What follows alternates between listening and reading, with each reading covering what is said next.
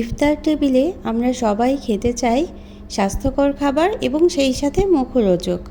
আসসালামু আলাইকুম, আমন্ত্রণ রইল আজকের এপিসোডটি দেখার জন্য।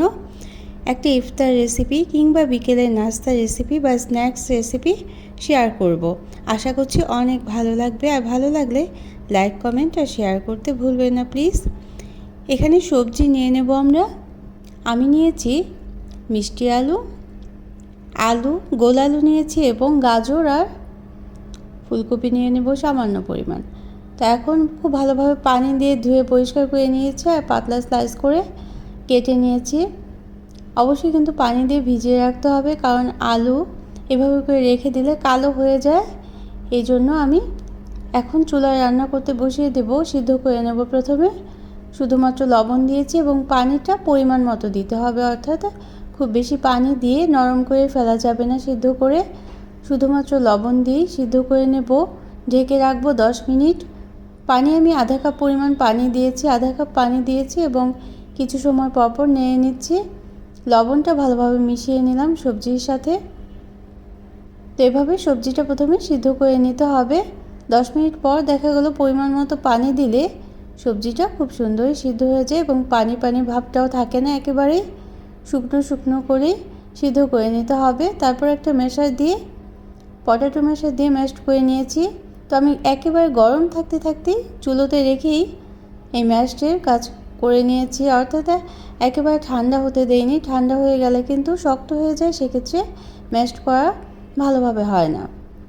তো এভাবে করে নিয়েছি। তো আপনারা চাইলে কিন্তু হাত দিয়ে নরম করে হালকাভাবে ম্যাশড করেও নিতে পারেন, অর্থাৎ একটু চিপে নিতে পারেন। তা একেবারে পুরোপুরি ভেঙে নিতে হবে তা কিন্তু নয়, কিছু আস্ত থাকলেও কোনো সমস্যা নেই। আধা ভাঙা করেই আমি আজকে এইভাবে ম্যাশড করে নেব। তো এর সাথে তারপর মশলা মিশিয়ে নিতে হবে। তো গরম থাকতে যদি করে নেওয়া যায় তাহলেই কিন্তু খুব সুন্দরভাবে ম্যাশড করা হয়ে যাবে। তো এইভাবে হালকা ঠান্ডা করে নিচ্ছি। এখানে 2 পিস চিকেন নিয়ে নিলাম। চিকেনটাকে আমি বয়েলড করে নিয়েছি। আধা চা চামচ আদা রসুনের পেস্ট, সয়া সস পরিমাণ মতো এবং গোলমরিচের গুঁড়ো আর পরিমাণ মতো লবণ দিয়ে হালকা তেল দিয়ে সিদ্ধ করে নিয়েছিলাম চিকেনটাকে। তারপর হাড়টা ছাড়িয়ে নিয়েছি এবং একটা কাঁটা চামচ দিয়ে এভাবে শ্রেড করে নিয়েছি। আর সবজির সাথে এখন মশলা মিশিয়ে নেব। 1 চা চামচ পরিমাণ শুকনো মরিচের গুঁড়ো, তো কিছু পরিমাণ ধনেপাতা কুচি, পেঁয়াজ কুচি, মরিচ কুচি দিয়ে দিলাম। পেঁয়াজটা খুব চিকন করে কেটে নিতে হবে। আর চিকেনটাও নিয়ে দিয়ে দিলাম। আর চাট মশলা দেব 1 চা চামচ এবং গরম মশলার গুঁড়ো আধা চা চামচ দিয়ে ভালোভাবে মিক্সড করে নিতে হবে। তো এই সবজি চপটা খেতে কিন্তু অনেক বেশি সুস্বাদু হয়। তো অল্প তেলে আমরা ভেজে নেব, এজন্য এটাকে স্বাস্থ্যকর খাবার আমি বলে নিলাম। স্বাস্থ্যকর এবং মুখরোচক খাবার কিন্তু আসন্ন রমজানে ইফতার টেবিলে সবাই খেতে পছন্দ করবে। তো এভাবে করে গোল শেপ করে আমরা সবজির চপগুলোকে তৈরি করে নেব। আর এভাবে কিন্তু ফ্রিজ আপ করেও রেখে দিতে পারেন।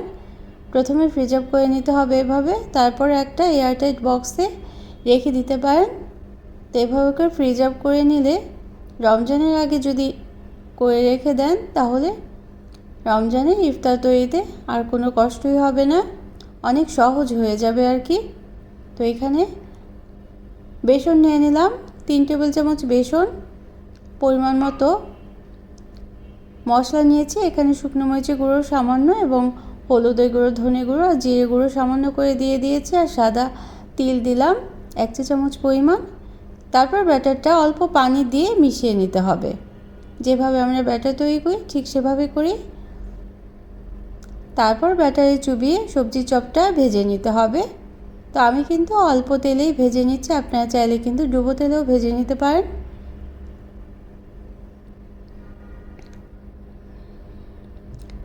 তবে ডুবো তেলে ভেজে নিলে সাদা তিলটা নাও দিতে পারেন। সাদা তিলটা দিলে তেলের মধ্যে বেশি ছড়িয়ে পড়বে ডুবো তেলে ভাজলে। আর এই জন্যই আমি এভাবে করে তেলে ভেজে নিচ্ছি। তো যারা এই পর্যন্ত দেখলেন, লাইক দিতে ভুলে গিয়েছেন, অবশ্যই কিন্তু একটা লাইক দিয়ে দিবেন। প্রয়োজনে কমেন্ট করতে পারেন। কেমন লাগলো জানিয়ে এবং শেয়ার করতে পারেন ফ্রেন্ডস অ্যান্ড ফ্যামিলির সাথে। আর যারা প্রথম ভিজিট করছেন তারা চাইলে চ্যানেলটিকে সাবস্ক্রাইব করে বেল বাটনটা প্রেস করে অল অপশনটা সিলেক্ট করে রাখতে পারেন, তাহলে নোটিফিকেশন পেয়ে পরবর্তী রেসিপিগুলো দেখে নিতে পারবেন। তাহলে এভাবে করে আমরা আজকে ভেজিটেবলস চপটা উঠিয়ে নিলাম। তো কেমন লাগলো অবশ্যই জানাবেন। Thanks for watching. আল্লাহ হাফিজ। আসসালামু আলাইকুম।